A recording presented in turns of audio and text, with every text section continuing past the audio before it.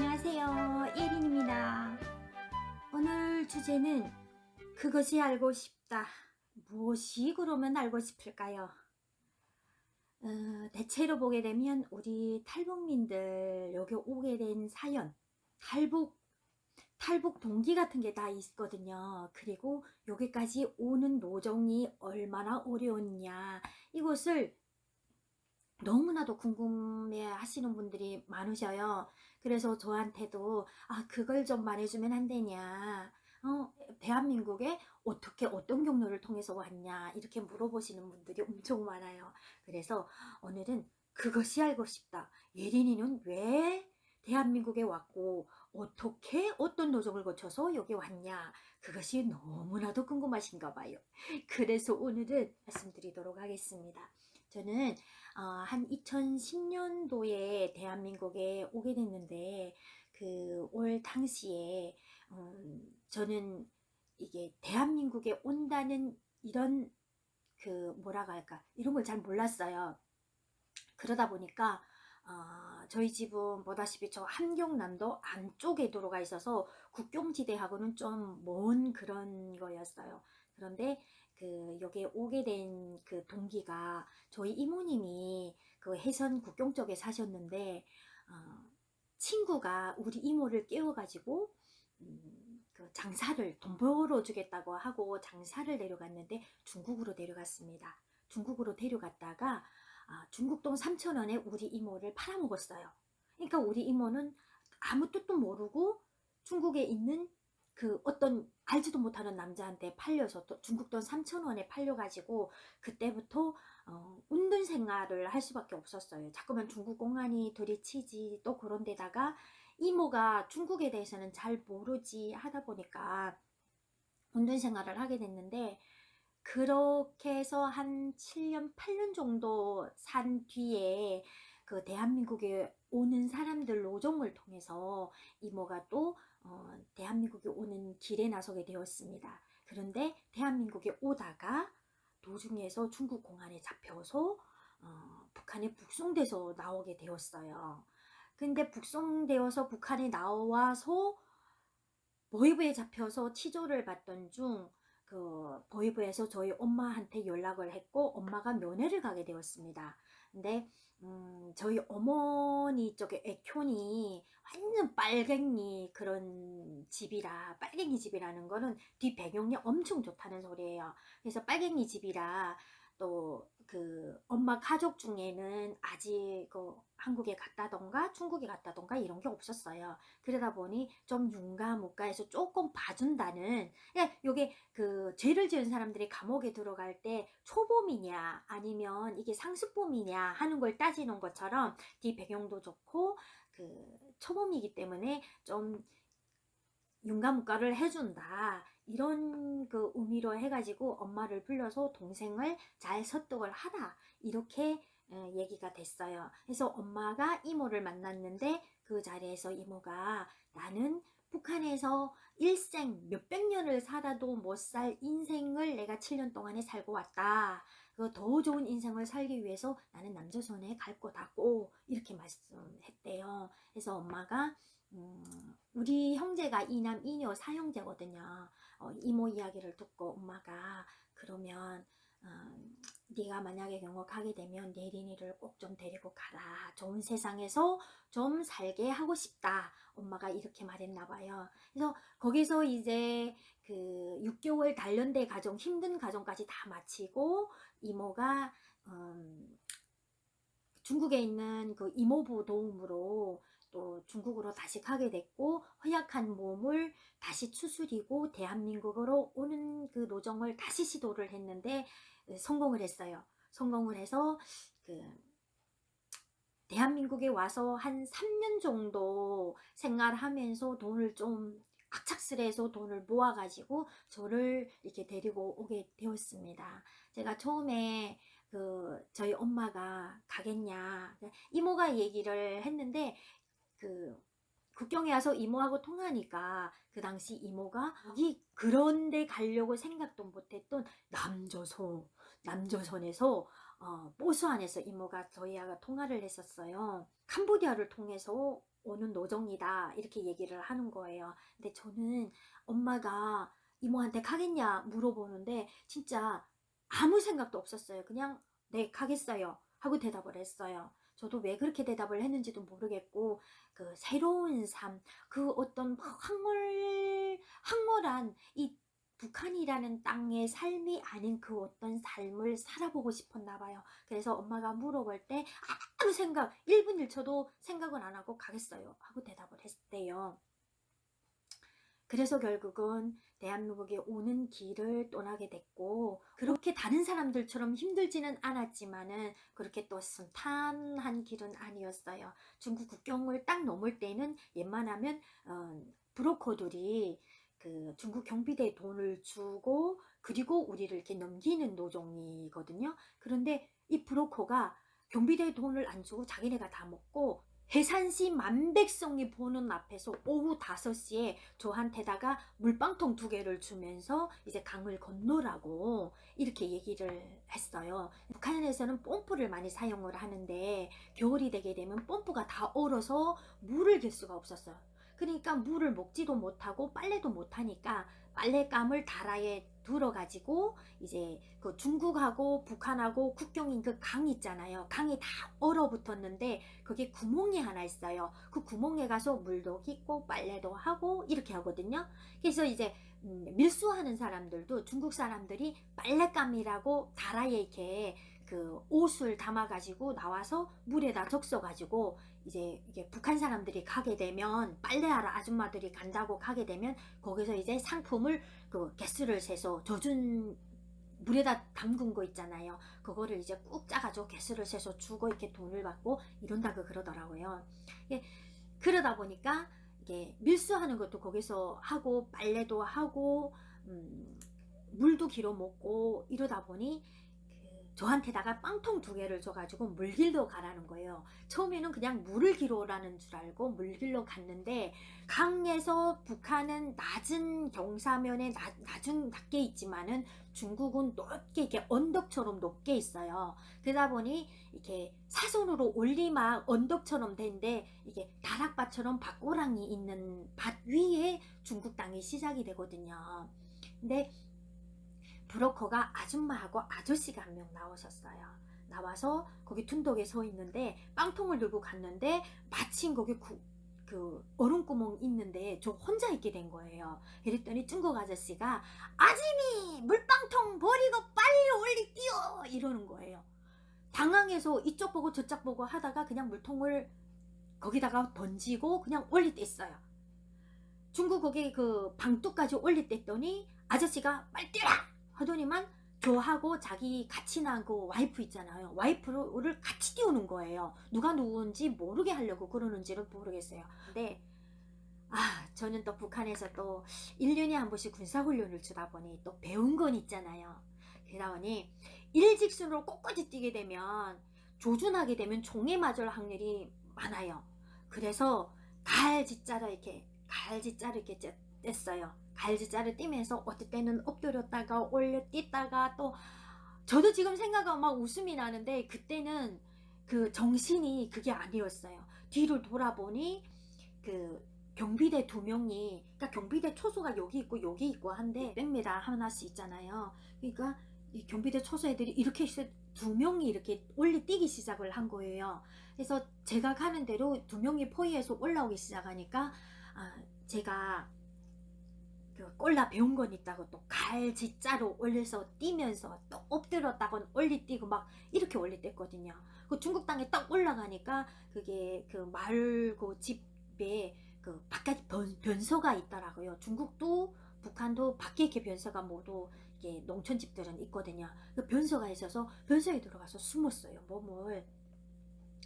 근데 이제 이렇게 내다봤더니 그 제가 탈북을 할 그 시점에는 중국 땅을 딱 넘게 되면 총을 못 쏜다는 그런 규정이 있었어요. 근데 지금은 그게 없어졌어요. 일단 북한에서 건너가게 되면 무조건 총을 쏘게끔 지금은 되어 있어요. 근데 그때는 그런 게 없었어요. 못 쏘게 됐거든요. 그래서 중국 경비대 애들이 이제 그 아저씨인데 와가지고 뭐라고 얘기를 하는지 막 그렇게 셋이서 얘기를 하더라고요. 근데 후에 그 아저씨한테서 들어본 바로는 너네가 총을 쏴라. 저 우리 동생인데 음력서를 세려고 와야 되는데 중명서를 남발을 했다더라. 잃어먹어서 올 그런 게 안 돼서 오늘 이런 방법을 쓸 수밖에 없다. 너네 총을 쏴라. 총을 쏴서 만약의 경우 동생이 죽게 되면 너희들이 책임을 져라. 이랬대요. 그러니까 경비대가 몇 마디 얘기를 하다가 그냥 돌아갔나 봐요. 얘기를 하고 제가 조금 기다리는데 아저씨가 승용차를 끌고 와서 저를 끌고 가는데 목에다 두른 수건을 확 잡아채더니 바닥에다 버리고 저를 차에 태워서 가는 거예요. 그런데 차에 타자마자 제가 정신을 잃고 말았는데 그 정신이 점점 흐릿해가는 속에서도 목에다 두른 수건을 뺏어서 아저씨가 버리니까 그 수건이 너무 아까운 거 있죠. 제가 집에서 또 이남 이녀의 장녀였어요. 그러다 보니까 엄마가 맏딸이라고 제일 좋은 것만 저한테다가 사주다 보니 그 수건이 북한에서는 엄청 비싼 수건이었거든요, 사실은. 근데 그 수건이 막 아까운 데도 있지만은 내가 여기 와서 저 수건을 버릴 바에는 차라리 엄마 목에다가 감아주고 올걸. 막 그게 너무 아쉬워가지고 막 그런 정신 희감해가는 속에서도 막 그런 생각이 들면서 그렇더라고요. 그래서 정신을 깬 게 그때로부터 한 3시간 정도 지나서 제가 정신을 차렸어요. 음력설미티라 그 만두를 내서 만두를 주더라고요. 그래서 제가 중국 만두를 처음 먹어봤어요. 북한에서는 우리가 빚은 만두를 먹잖아요. 근데는 중국 만두를 해서 처음 먹어봤어요. 먹고 몇 시간 후에인가 새벽인가 돼가지고 그 저희 이모하고 통화를 하더니 아저씨가 그 승용차 3대를 움직여가지고 심양까지 태워줬는데 진짜 이 그런 첩보 영화 있잖아요. 첩보 영화에서 차가 앞에 가고 가운데 가고 뒤를 가고 또 뒤에 차가 앞에 가고 뭐 가운데 가고 뒤에 가는 것처럼 이렇게 첩보 영화를 찍듯이 경비 초소를 피해서 심양까지 들어가서 이모한테 저를 넘겨주고 이모한테서 돈을 받고 엄마한테 보내는 그 트렁크 있잖아요. 이모가 또 저희 엄마한테다가 뭘 여복저복 또 챙겨서 보냈거든요. 그래서 트렁크를 받아가지고 아저씨는 가고 우리는 또 심양까지 들어오고 이렇게 됐어요. 그래서 거기서 이제 그 음력설 한 10일 정도 음력설을 세고 그 다음에 길을 떠나서 중국 건명을 거쳐서 베트남 강을 건너게 됐어요.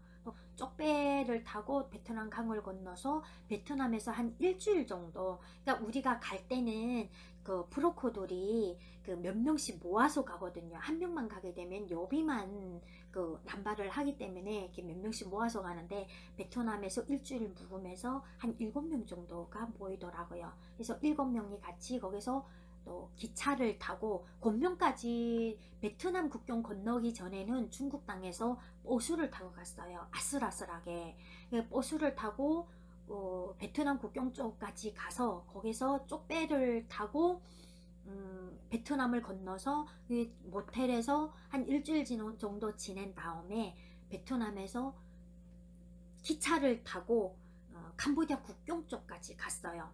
캄보디아 국경에 가서 그 국경지대, 베트남하고 캄보디아하고 국경지대를 건너는 그 1km 구간을 기어서 가는데 진짜 너무 힘들었어요. 왜 그러냐면 그 허허벌판인데 사람이 딱 서게 되면 여역하고 보게 서면 그 사람 딱 하나 선 게 그게 보여요. 우리가 이렇게 업돼서 보게 되면 경비 초소만, 허허벌판에 경비 초소만 이렇게 보이는 정도, 그렇게 허허벌판이에요. 나무 한 그루도 없어요.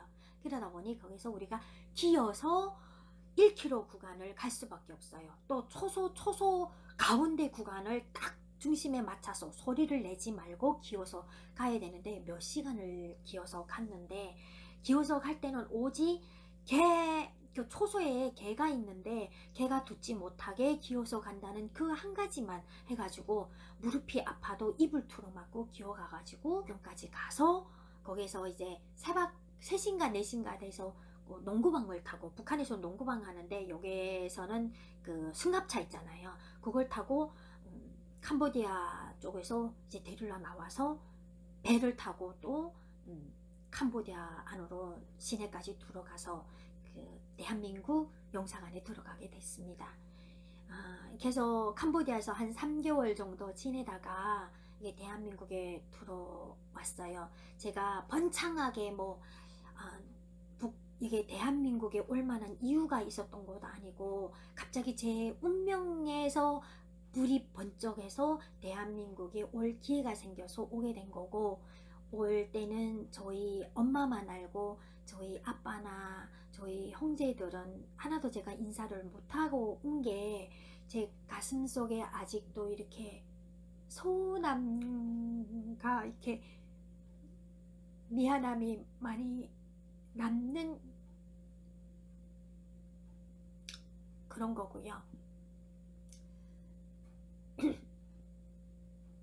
지금도 그게 많이 후회가 돼요. 내가 다시 못 볼 줄 알았다면 부모 형제와 앉아서 식사라도 함께 하고, 그리고 올 걸, 오기 전에 좀 선물이라도 한 가지씩 다 사드리고 올 걸, 막 이런 후회감 같은 거 있잖아요. 예, 그런 게 많이 듭니다. 그래서 통일이 되게 되면 제가 부모 형제한테 못했던 그런 걸 모두 이렇게 보상해주고 싶은 그런 마음이고요. 북에 있을 때 저희 아빠가 저희 여동생이 하나, 이남 이녀의 여동생이 제가 하나 있었는데 26살에 심장병으로 죽었어요. 그러다 보니 제가 맏딸이 장여자 딸이 하나인데, 저희 아빠가 좀 많이 안쓰러워하고 좀 저를 많이 이뻐하기도 했지만은 좀 많이 안쓰러워했어요. 또 저희 동생이 죽은 다음에 잔소리를 그전에는 많이 하던 저희 오빠가 여동생이 죽으니까 그 다음엔 저한테 잔소리도 안 하고 물심양면으로 저한테 아무 소리 없이 그냥 잘해줬거든요.